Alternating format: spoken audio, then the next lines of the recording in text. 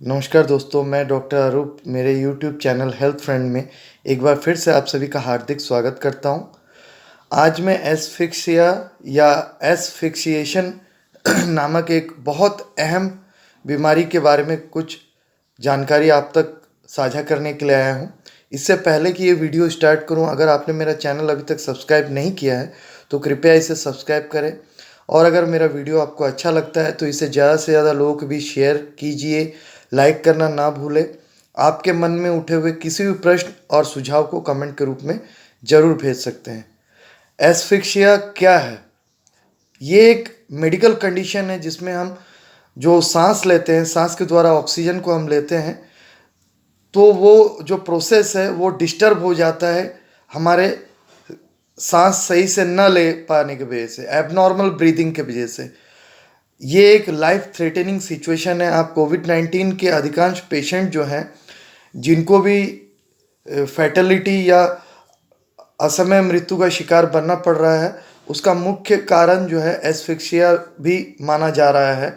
जिसमें क्या होता है, जो हम ब्रीथ करते हैं, जो ऑक्सीजन हम अपने लंग्स में लेते हैं, वो लंग्स के द्वारा ब्लड में ऑक्सीजन पहुंच करके वो टिश्यूज़ में पहुंचता है। टिश्यूज़ के द्वारा वो सेल्स में जा कर के एनर्जी को तैयार करता है। तो एबनॉर्मल जब भी ब्रीदिंग होता है, मतलब जो नॉर्मल ब्रीदिंग का प्रोसेस है, जैसे लेते हैं हम स्वस्थ हालत में, वो हम नहीं ले पाते हैं। सीने में दबाव बन जाता है, सांस लेने में कठिनाई होता है। तो ऑक्सीजनेटेड एयर की मात्रा कम हो करके हमारे जो है रेस्पिरेटरी सिस्टम जो है वो कोलैप्स हो जाता है। हम वेंटिलेशन पे आ जाते हैं और कई बार क्या है, आर्टिफिशियल रेस्पिरेटरी सिस्टम पे आ करके हमारे को अकाल मृत्यु का शिकार बनना पड़ रहा है। एस्फिक्सिया के कई कंडीशन हैं। जो फिजिकल एस्फिक्सिया है वो कई बार क्या है, कई चीज़ों के गले में फंसने के वजह से या सांस लेने में फंसने की वजह से होता है। इसके कुछ कंडीशन है, जैसा चोकिंग, जैसे हमने कुछ चीज़ खाया, वो गले में चोक हो गया, फंस गया, तब भी ऑक्सीजनेटेड एयर हमारे लंग्स तक नहीं पहुंच पाता है। कई बार एस्पिरेशन बोला जाता है, जिसमें हम कुछ खाना या ड्रिंक्स लेते हैं, पानी पीते हैं, तो अचानक वो गले में या फूड पाइप में जो है आकर के फंस जाता है। तो ऑक्सीजनेटेड एयर जो है बराबर नहीं मिल पाता उस समय के लिए, क्षण भर के लिए, तो हमारी जो है बेचैनी जैसी स्थिति बन जाती है।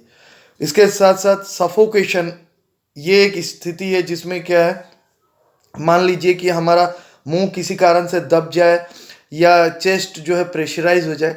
कई बार अभी मास्क के कंटिन्यू यूज़ के वजह से कई ऐसे लोग हैं जिन्हें थोड़ा सफोकेशन जैसा फीलिंग्स आता है। तो जिन लोगों को सफोकेशन का टेंडेंसी है, उनके लिए बेहतर ये है कि वो अपने आप को ज़्यादा गैदरिंग के बीच में या ज़्यादा बाहर ना एक्सपोज़र में आए। कोशिश कीजिए कि वो इंडोर में भी मास्क को ज़रूर लगाए, लेकिन अगर वो रूम में अकेले हैं, बंद कमरा है, तो वो मास्क को ज़रूर हटा सकते हैं, जिससे उनको सफोकेशन में रिलैक्सेशन मिलेगा। कई बार क्या है, उल्टे लेटने की वजह से या छाती में प्रेशर बनने की वजह से, चेस्ट के दबाव की वजह से भी सफोकेशन की टेंडेंसी होती है, जिसमें एस्फिक्सिया, ऑक्सीजन की मात्रा कई बार कम पहुंच पाता है। स्ट्रेंगुलेशन की वजह से भी एस्फिक्सिया हो सकता है, ऑक्सीजन की मात्रा कम हो सकती है। स्ट्रेंगुलेशन आमतौर पे आप सुनते होंगे, कई तरह के जो टीवी में सीआईडी रिलेटेड प्रोग्राम होते हैं या जो भी क्राइम रिलेटेड प्रोग्राम होते हैं, स्ट्रेंगुलेशन का मतलब है एक रस्सी या किसी पट्टे से जो है गले को बहुत ज़ोर से दबा के रखना या टाइट रखना, जिसके वजह से कई बार ऐसा होता है कि गले से जो ऑक्सीजन जो है, हम जो सांस ले रहे हैं, वो उस समय के लिए रुक जाता है। ड्रग ओवरडोज से भी एस्फिक्सिया हो जाता है।